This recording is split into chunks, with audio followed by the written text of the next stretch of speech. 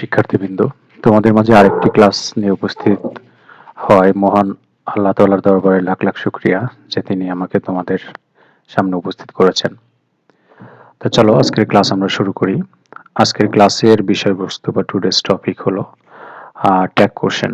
তোমরা নিশ্চয়ই জানো যে ট্যাগ কোশ্চেন একটা ক্লাস আমরা কিছুক্ষণ আগেই একটা ক্লাস কমপ্লিট করেছি। তা আজকে এই ক্লাস পার্ট 2 এর একটা ক্লাস দিচ্ছি। তো পার্ট 2 আসলে যে নিয়মগুলো দেখাবো এগুলো হলো advance rules. Tag question advance rules. আমাদের পার্ট 1 এ যে রুলস গুলো ছিল সেগুলো ছিল জেনারেল রুলস। তো জেনারেল রুলস এর ক্লাসটি যদি তোমরা না দেখে থাকো তো অবশ্যই জেনারেল রুলস এর ক্লাসগুলো দেখবে। দেখলে অ্যাডভান্স রুলস গুলো খুব সহজেই বুঝবে। কারণ ট্যাগ কোশ্চেনের প্রাথমিক আলোচনাটা রয়েছে পার্ট 1 এ। পার্ট 2 তে আমরা প্রাথমিক আলোচনাটা রাখিনি। কিন্তু এখানে শুধু কিছু অ্যাডভান্স রুলস গুলোই দেখানো হয়েছে। তো চলো শুরু করা যাক যে অ্যাডভান্স রুলে কি কি রয়েছে সেই জিনিসগুলো আমরা দেখব। তাহলে শুরু করছি আমরা advance rule. Rules of tag question, যেহেতু জেনারেল রুল ছিল 10টি, তারপর থেকে শুরু করেছি, যে কারণে আমরা রুল নাম্বার 11 থেকে শুরু করেছি। যেমন sometimes, nothing, something, nothing, anything, everything ইত্যাদি স্টেটমেন্ট সাবজেক্ট হিসেবে ব্যবহৃত হলে ট্যাগ কোশ্চেনের সাবজেক্ট হিসেবে ইট ব্যবহৃত হয়।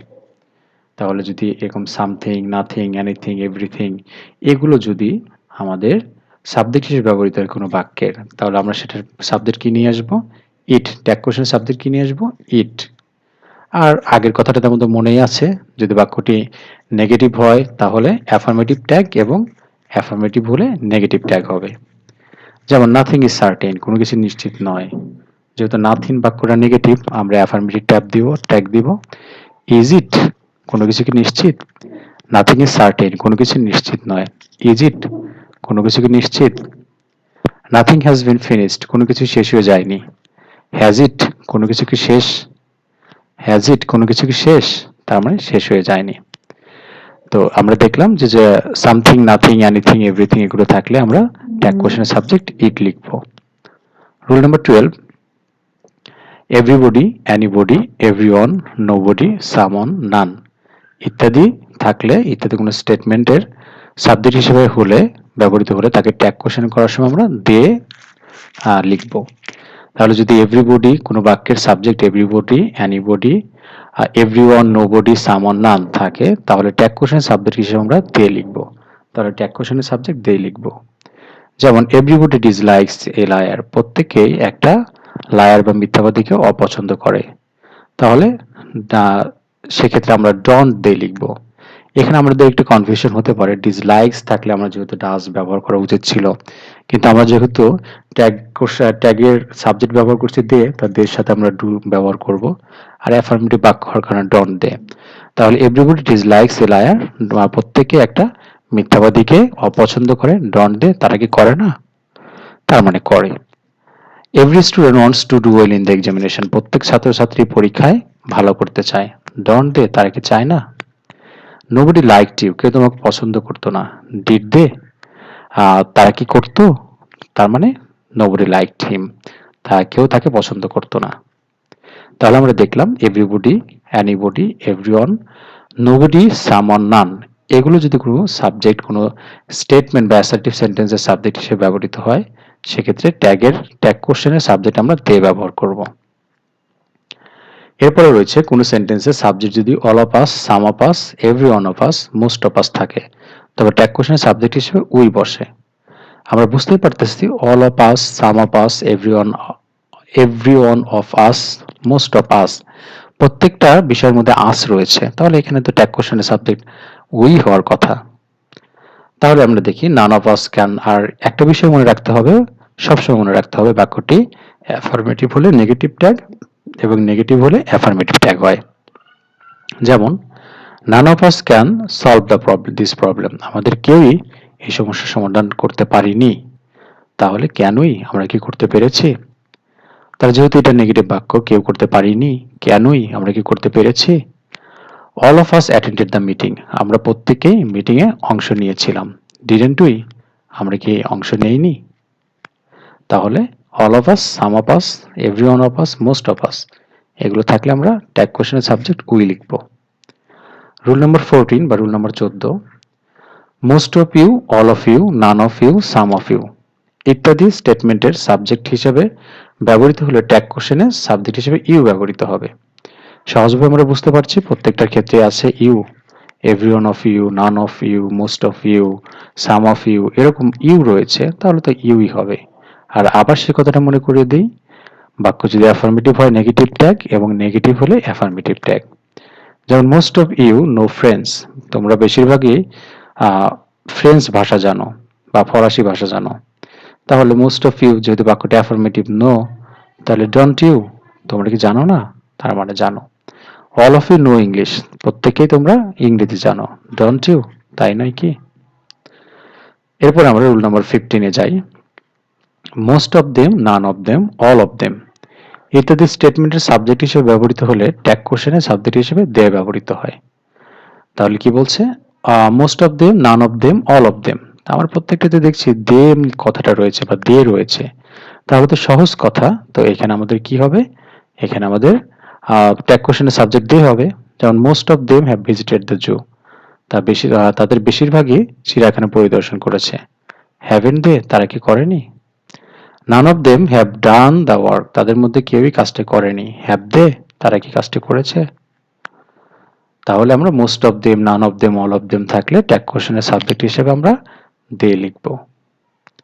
রুল নাম্বার 16, দেশের নাম সাবজেক্ট হিসেবে ব্যবহৃত হলে ট্যাগ কোশ্চেনের সাবজেক্ট হিসেবে সি ব্যবহৃত হয়।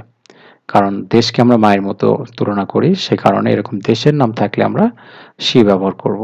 যেমন Bangladesh is an agricultural country, Bangladesh একটা কৃষি প্রধান দেশ। তাহলে বাক্যটা যেহেতু অ্যাফার্মেটিভ, আবার অক্সিলারি রয়েছে ইজ, তাহলে নেগেটিভ ট্যাগ ইজেন্ট সি, সে তাই নয় কি? Bangladesh has so many reverse, বাংলাদেশের অনেকগুলো নদী রয়েছে। হ্যাজেন্ট সি, তার কি অনেকগুলো নদী নেই? তার মানে তার অনেকগুলো নদী রয়েছে। তাহলে কোনো দেশের নামে ট্যাগ কোশ্চেন করতে গেলে প্রোনাউন হিসেবে সি ব্যবহার করতে হবে। আর প্রোনাউন হিসেবে সি ব্যবহার করছি, প্রোনাউন কেন ব্যবহার করছি আমরা জেনারেল রুলসে বলেছি যে ট্যাগ কোশ্চেনের সাবজেক্ট সবসময় প্রোনাউন ফর্মে হয়, নাউন ফর্মে কোনো সময় দেওয়া যাবে না। রুল নাম্বার 17, অনেক সময় সেন্টেন্সের মধ্যে সাবজেক্ট ও ভার্ব সংক্ষিপ্ত আকারে অবস্থান করে। সেক্ষেত্রে প্রথমে সংক্ষিপ্ত আকারের প্রকৃত রূপ নির্ণয় করে ট্যাগ কোশ্চেন করতে হবে। সংক্ষিপ্ত রূপ দ্বারা আসলে অ্যাকুরেটলি কি বোঝাচ্ছে সেই জিনিসটাকে আইডেন্টিফাই করতে হবে, তা সেই অনুযায়ী ট্যাগ কোশ্চেন করতে হবে। যেমন I would meet you, I would meet you, এখানে আসলে আইয়ের পরে কন্ট্রাকশন দিয়ে ডি দেওয়া থাকলে অনেক সময় হ্যাডও মিন করে বা উডও মিন করে। এখন এটা আসলে কি মিন করলো, হ্যাড মিন করলো না উড মিন করলো, এটা আসলে তোমার ক্লিয়ার হতে হবে। আমরা জানি যদি উড হয় তাহলে ভার্বের পরে ভার্বের প্রেজেন্ট ফর্ম হবে, আর যদি হ্যাড হয় তাহলে ভার্বের পাস্ট পার্টিসিপল ফর্ম হবে। পরের ভার্বটা দেখে আমরা নির্ণয় করব যে এটা উড না হ্যাড। তাহলে এটা যেহেতু প্রথম বাক্যটার পরে ভার্বের প্রেজেন্ট ফর্ম রয়েছে, তাহলে এটা would, I would meet you, আমি তোমার সাথে দেখা করতাম।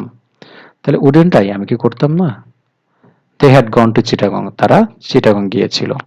হ্যাডেন্ট দে, তারা কি যায়নি?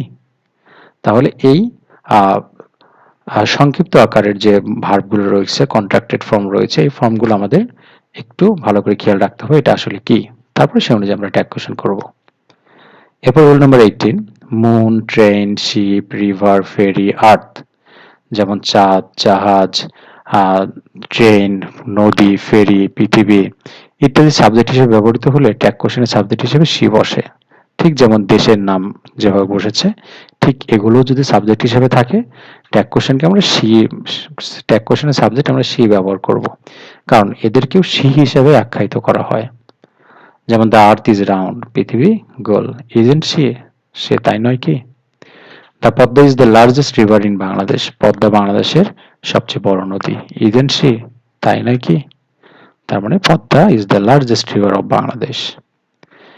নেক্সট রুল নাম্বার 19, কমপ্লেক্স সেন্টেন্সে প্রিন্সিপাল ক্লজ এর সাবজেক্ট ও ভার্ব অনুযায়ী ট্যাগ কোশ্চেন গঠন করতে হয়। কমপ্লেক্স সেন্টেন্সে প্রিন্সিপাল ক্লজ যেটা, সেই ক্লজ সেটা অনুযায়ী আমাদের ভার্বের গঠন করব, মানে ট্যাগ কোশ্চেন করব। যেমন if you come I shall go, তোমরা নিশ্চয়ই জানো এর মধ্যে প্রিন্সিপাল ক্লজ কোনটা। যদি বলি ইফ ইউ কাম, যদি তুমি আসো, যদি তুমি আসো, যদি তুমি আসো, তাহলে তো এটা incomplete sense, that means it is not the principal clause. So I will go, আমি যাব, this is the principal clause. যেমন আই উইল গো, আমি যাব, তাহলে ওনটাই, আমি কি যাব না? তাহলে আই উইল গো এটার উপরে আমাদের ট্যাগ কোশ্চেনটা করতে হবে, ওনটাই, আমি কি যাব না? He said that he would do the work, সে বলেছিল যে সে কাজটি করত। He said that he would do the work, তাহলে সে বলেছিল যে সে কাজটি করত। ডিডেন্ট হি, সে কি করতো না? ডিডেন্ট হি, সে কি করতো না? তাহলে he said that he would do the work, didn't he, সে কি করতো না? তো এরপরে রুল নাম্বার 20, কমপ্লেক্স সেন্টেন্সের ফার্স্ট ক্লজে হোপ, বিলিভ, থিঙ্ক, সি ইত্যাদি ভার্বের পরে দ্যাট কনজাংশনটি উজ্জ থাকলে এখানে কিন্তু আমাদের একটু খেয়াল রাখতে হবে, এই নির্দিষ্ট কয়েকটা ভার্বের কথা বলেছে, সব ভার্বের ক্ষেত্রে না। হোপ, বিলিভ, থিঙ্ক, সি এই ভার্বগুলোর পরে যদি দ্যাট কনজাংশনটি উজ্জ হয়, মানে সাইলেন্ট থাকে, তাহলে সেকেন্ড ক্লজের সাবজেক্ট ও ভার্ব অনুযায়ী ট্যাগ কোশ্চেন করতে হবে। তার মানে যখন বাক্যের মধ্যে এই ভার্বগুলো থাকবে, হোপ, বিলিভ, থিঙ্ক, সি, তখন আমরা দেখি, এবং বাক্যে যদি দ্যাটটা সাইলেন্ট থাকে, তাহলে আমরা সেকেন্ড ক্লজ অনুযায়ী ট্যাগ কোশ্চেন করব। তখন সেকেন্ড ক্লজ অনুযায়ী ট্যাগ কোশ্চেন করব। কিন্তু দ্যাট যদি থাকে তাহলে ফার্স্ট ক্লজ অনুযায়ী ট্যাগ কোশ্চেন করব। দ্যাট থাকলে ফার্স্ট ক্লজের সাবজেক্ট ও ভার্ব অনুযায়ী ট্যাগ কোশ্চেন গঠন করতে হয়। যেমন I believe you will do better in the examination, আমি বিশ্বাস করি তুমি পরীক্ষায় ভালো করবে। আমরা দেখি এখানে আসলে কিন্তু দ্যাট নেই, তাহলে আমরা কি second, you will do better in the examination, তুমি পরীক্ষায় ভালো করবে, ওন্ট ইউ, যেহেতু অ্যাফার্মেটিভ বাক্য, ওন্ট ইউ, তুমি কি ভালো করবে না? আই বিলিভ দ্যাট, এখানে নির্দিষ্ট ভার্বই কিন্তু বিলিভ, সব ভার্বের ক্ষেত্রে নির্দিষ্ট 4টে ভার্বের ক্ষেত্রে। I believe that you will do better in the examination, আমি বিশ্বাস করি যে, এখানে দ্যাট রয়েছে, তার মানে ফার্স্ট ক্লজ অনুযায়ী, তাহলে ডন্ট আই, আমি বিশ্বাস করি যে তুমি পরীক্ষা ভালো করবে, ডন্ট আই, আমি কি বিশ্বাস করি না? তার মানে আমি বিশ্বাস করি। তো এরকম নির্দিষ্ট verb, hope, believe, think, see, ভার্বযুক্ত বাক্যে যদি দ্যাট সাইলেন্ট থাকে তাহলে সেকেন্ড ক্লজ অনুযায়ী ট্যাগ কোশ্চেন করব, আর যদি দ্যাট থাকে তাহলে ফার্স্ট ক্লজ অনুযায়ী ট্যাগ কোশ্চেন করব।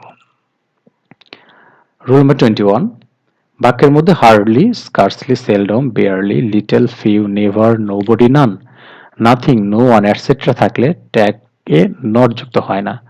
কেন নট যুক্ত হয় না আমরা এটা বুঝতেই পারছি, এগুলো হলো নেগেটিভ সূচক শব্দ, এগুলো অর্থ হলো খুব কম, কদাচিৎ, আর কেউই না, কখনোই না, তার মানে এগুলো যে বাক্যে থাকে সে বাক্যটি নেগেটিভ হয়।